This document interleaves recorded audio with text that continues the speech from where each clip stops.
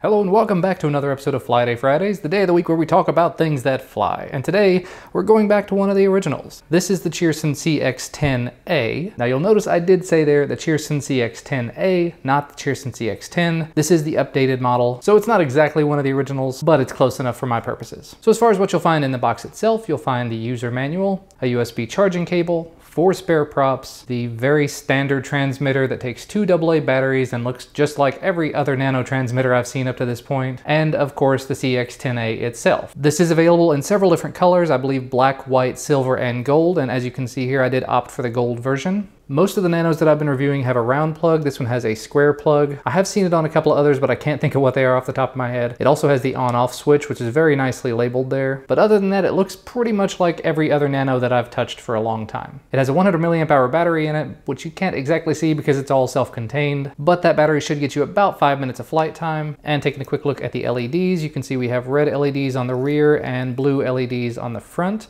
They're not terribly bright though. You can't really see them at the moment. I mean, even if I put them down on this black table, they don't show up terribly brightly. So not gonna be great for night flying. Now the one thing that makes this different from the Cheerson CX-10, from the original, aside from the color, is that while it does still have 3 rates, just like the original CX-10, the third rate is not exactly a rate. The third rate is headless mode. So when you're using this little transmitter and you push down on the left stick to change rates, when you get to the third one, the 3 beeps, you're not gonna get any sort of faster yaw rate, you're not gonna get any more pitch, you're just gonna get the ability to fly around headless. So if that's something that you're looking for, that's definitely a huge plus. Now as far as how this thing flies, as I mentioned, since you don't have that third rate, it doesn't have a huge amount of yaw. In the slowest rate, the yaw rate is just ridiculously slow. In the second rate, it's okay, it's usable, but since the yaw rate doesn't change in the third rate, that means you're pretty much stuck with a pretty mediocre yaw. Gets a pretty decent amount of pitch on the medium rate though, so I was able to take it out in a little bit of wind, not a lot, but a little bit of wind, and have it survive. But since it doesn't have a very fast yaw rate, it does not really do the funnels terribly well. It can of course do the same flips that all the other ones do. However, after reviewing the HJ993 a couple of weeks back, I decided to try my hand at doing some double and triple flips with this, and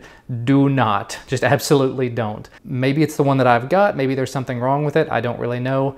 But basically anytime I tried to do a double flip, so when I tried to do that with this one though, it did not react very well. And in most cases, it actually flipped out of control straight down into the ground, and sometimes just went absolutely nuts, such that it stopped responding to the controller entirely. So again, I don't know if that's something wrong with my individual unit. If you've got one of these, you may want to try it out on your own and see how it works. So that's a bit of a weird little quirk. But really, there's not a whole lot more to say about it than that. It flies pretty well on the second rate. It has the headless mode if that's something that you're looking for. It's got about a 5-minute flight time, which is not bad for a Nano. It can do the flips as long as you don't do double flips. And it's actually pretty decently sturdy. Like I said, this thing has been slammed into the ground an awful lot of times, and it's even been slammed into the walls here in my home quite a few times. In fact, this is the first Nano quad I've had where I actually did break a prop, like actually snapped a prop, as you can see. But the quad itself is holding up just fine. No real scratches or scuffs or anything. It looks pristine. So I'll continue to fly this when I want to have a little bit of headless fun. If you're in the market for a Nano quad, I'm not really sure if I'd recommend this one or not. There are an awful lot of really good ones on the market, and I've reviewed quite a few that are really good on my channel here. This is definitely not bad. It's just not 100% my cup of tea, but it might be yours. Links to purchase can be found down in the video description. Thanks to GearBest for sending this out for a review. I was really just curious to get my hands on a Cheerson CX-10 of any form or fashion, and this is one that they had on sale. So that's going to be about all for me for today.